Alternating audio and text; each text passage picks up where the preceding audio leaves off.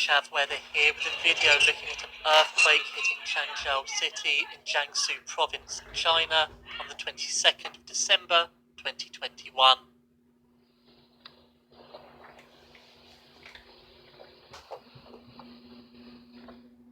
The 4.2 magnitude earthquake hit just after 9 p.m. at a depth of 10 kilometers, with residents feeling the impact in their homes. Animals fled after feeling the earthquake, while buildings were shaken.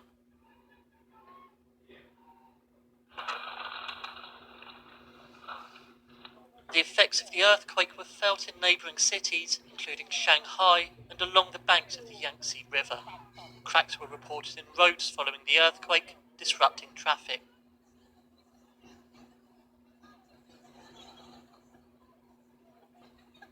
Earthquakes are not a common occurrence in this part of China. Authorities are assessing the damage caused by this event. However, they believe there is no threat of further earthquakes in this area in the coming days.